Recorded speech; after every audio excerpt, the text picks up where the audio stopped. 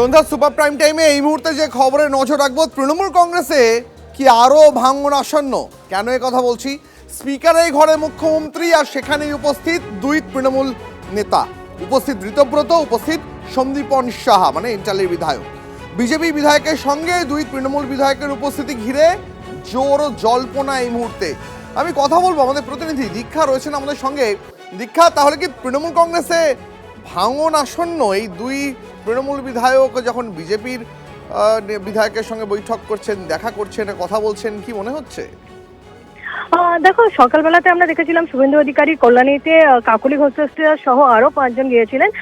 আজকে বিকেলবেলায় বিধানসভা স্পিকারের ঘরে যে সময় মুখ্যমন্ত্রী এবং শঙ্কর ঘোষ, জগন্নাথ চট্টোপাধ্যায়, তাপস রায়েরা ভেতরে ঢুকে যখন বৈঠক করছেন, বাইরে অপেক্ষা করছেন ঋতব্রত বন্দ্যোপাধ্যায় এবং সঙ্গে সন্দীপন সাহা, দুজনেই তৃণমূলের বিধায়ক আমরা জানি।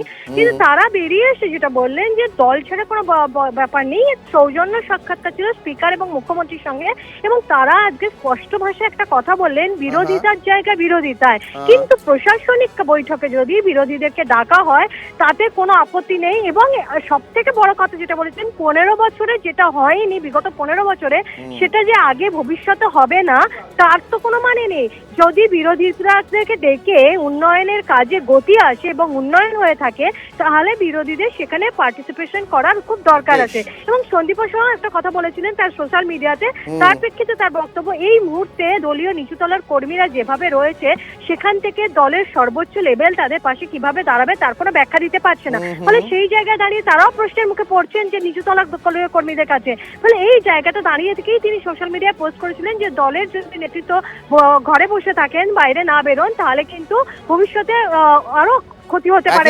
একেবারেই তাই, বুঝতে পারছি। দীক্ষা, আমাদের সঙ্গে থাকো, আপাতত ধন্যবাদ তোমাকে। এই মুহূর্তে আরো একবার আপনাদের জানাবো, সন্দীপন সাহা ইন্টালির বিধায়ক, তিনি এই বৈঠক করে বেরিয়ে এসে মানে স্পিকারের সঙ্গে দেখা করে বেরিয়ে আসার পরে কিন্তু শীর্ষ নেতৃত্বকে, তৃণমূল শীর্ষ নেতৃত্বকে কটাক্ষ করেছেন। তার মতে এই মুহূর্তে শীর্ষ নেতৃত্ব তারা দিশাহীন। কি বলেছেন সন্দীপন সাহা, শোনাবো।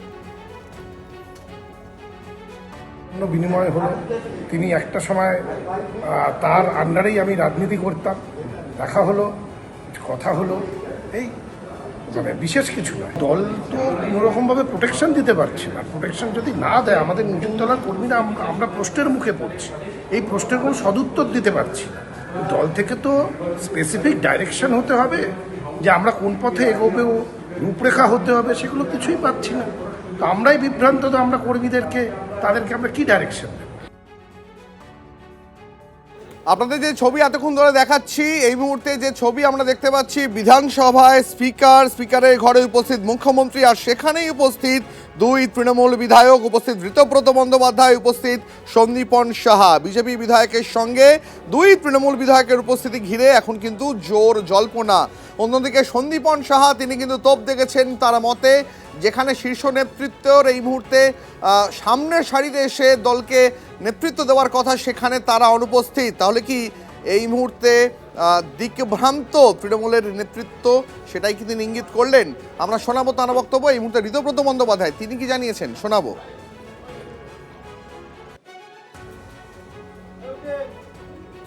আমরা গঠনমূলক বিরোধী ভূমিকা পালন করতে পারবো, সবসময় শুরু থেকে বলেছি। সেটা উনি প্রশাসনিক মিটিংয়ে ব্যক্তিগতভাবে বলতে পারি, আমি সন্দীপন, আমরা প্রশাসনিক মিটিংয়ে আজকে 6 জন গেছে।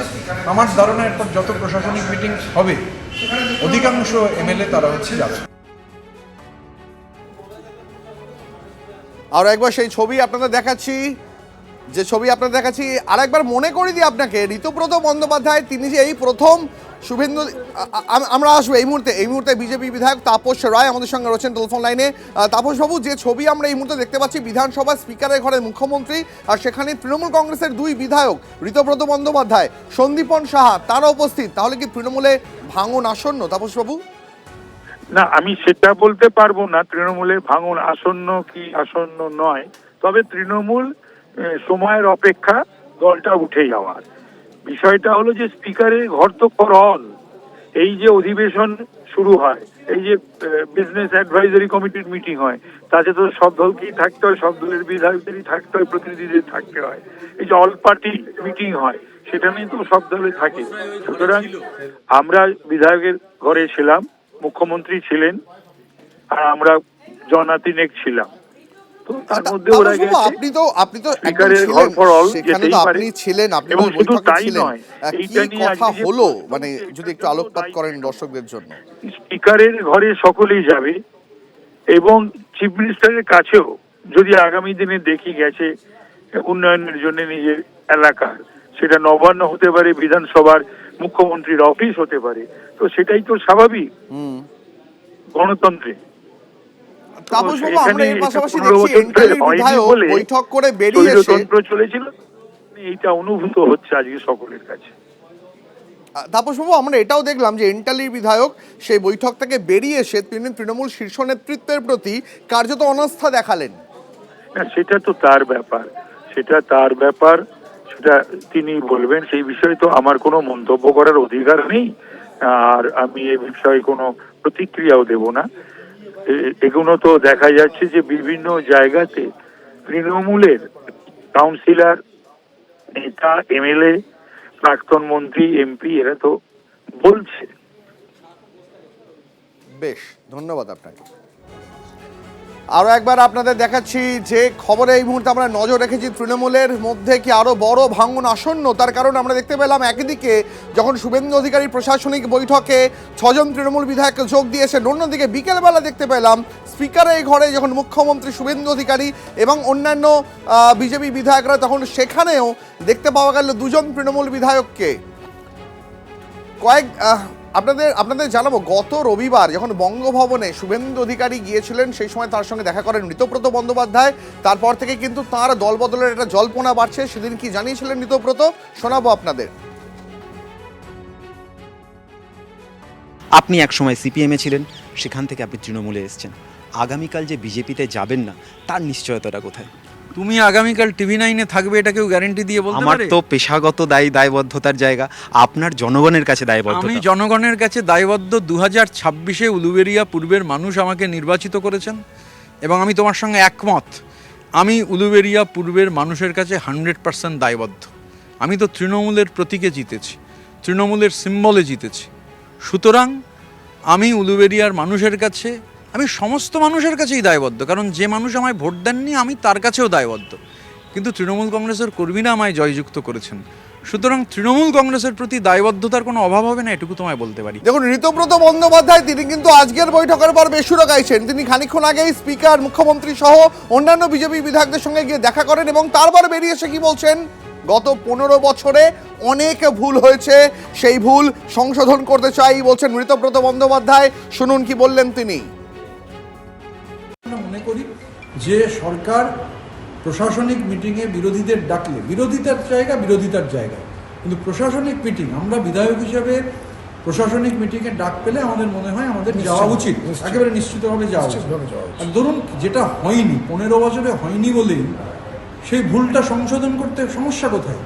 আমি ধরুন বিরোধী এমপি হিসেবে কোনোদিন প্রশাসনিক মিটিংয়ে ডাক পাইনি, কিন্তু তৃণমূলের এমপি হিসেবে ডাক পেয়েছিলাম। কিন্তু আজকে আমরা মাননীয় মুখ্যমন্ত্রীর কাছে এই কারণে কৃতজ্ঞ, এটা বলতে তো কোনো দ্বিধা নেই যে মাননীয় মুখ্যমন্ত্রী যে গভর্নমেন্ট যে পদক্ষেপ নিয়েছে যে সমস্ত বিধায়কদের ডাকা, সেই বিধায়করা তারা প্রশাসনিক মিটিংয়ে না গেলে এলাকার যে উন্নয়ন সরকারের সঙ্গে, দেখুন আমরা বিরোধিতা করব বিরোধিতার জায়গায়। মুখ্যমন্ত্রী শুভেন্দু অধিকারীর ডাকা কল্যাণী প্রশাসনিক বৈঠকে তৃণমূল কংগ্রেসের সাংসদ কাকলি ঘোষ দস্তিদার। তিনি কি বলছেন? তিনি বলছেন, আমন্ত্রণ পেয়েছি তাই এসেছি। প্রশাসনিক বৈঠক কোনো দলীয় কর্মসূচি নয়, চিরকালই প্রশাসনিক বৈঠকে আসি বল কাকলি ঘোষ দস্তিদারের বক্তব্য। এবং প্রশাসনিক বৈঠকে কাকলি ঘোষ দস্তিদার ছাড়াও যোগ দেন তৃণমূল কংগ্রেসের 6 বিধায়ক। প্রশাসনটা সবার, প্রশাসনিক বৈঠকে চিরকালই আমরা আসি। এতদিন তো এই ছবিটা দেখা যেত না। হ্যাঁ, প্রশাসনটা সবার, দলীয় কর্মসূচি নয়। আগে তো কখনো দেখা যেত না।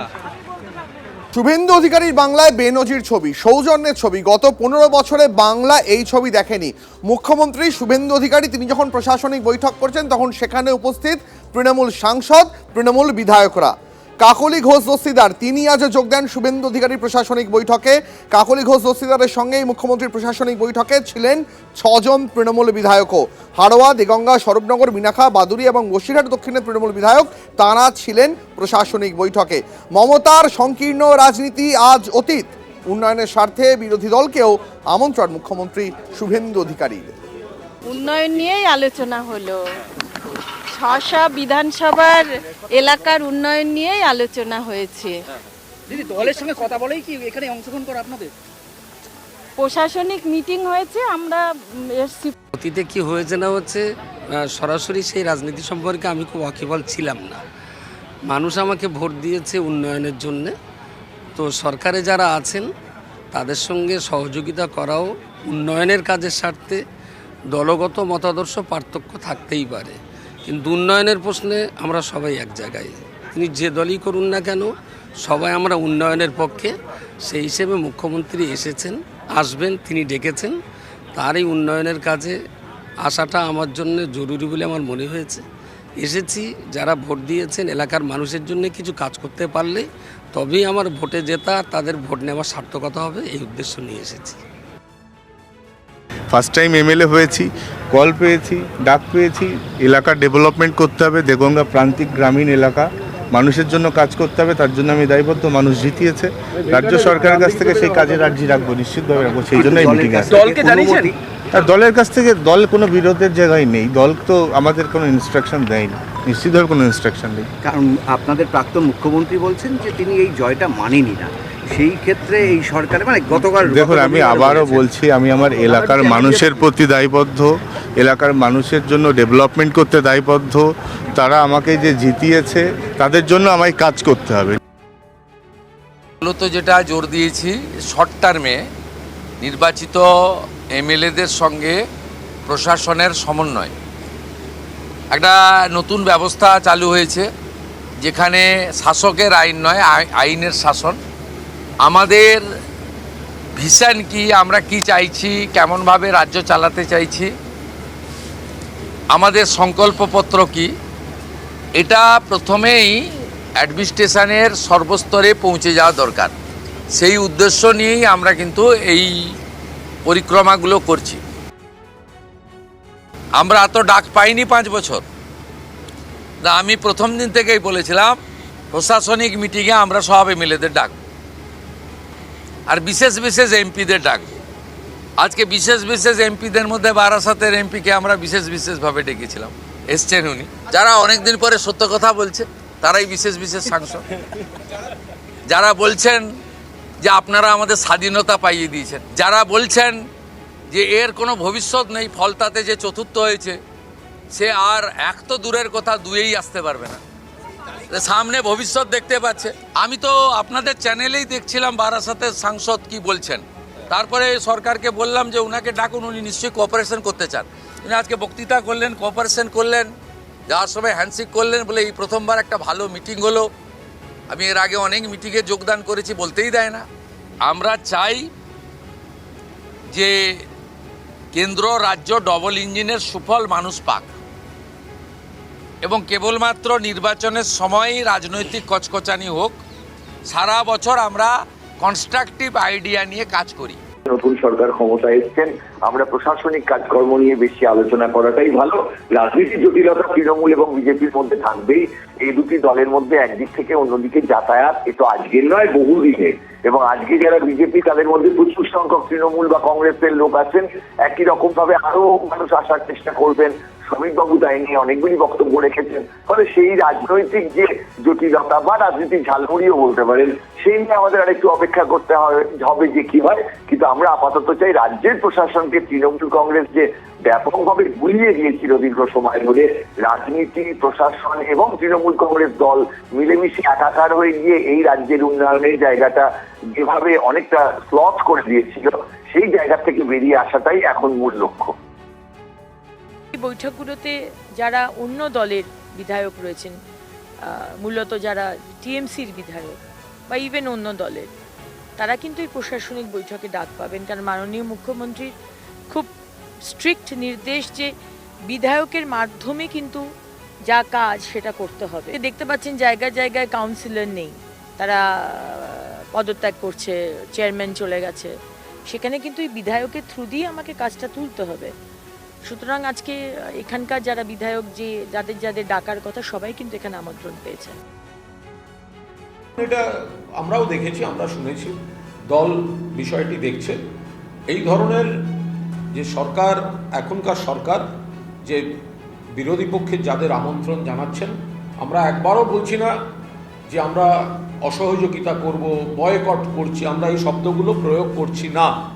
কিন্তু যে সময়টায় আমাদের কর্মীরা ঘর ছাড়া, অনেককে মিথ্যা মামলায় গ্রেফতার করা হচ্ছে, হুমকি দেওয়া হচ্ছে, সেই পরিস্থিতিতে মুখ্যমন্ত্রীর বৈঠকে আমাদের দলের প্রতিনিধিরা যাবেন বা যাবেন না, এই নিয়ে পার্টিতে আলোচনা চলছে।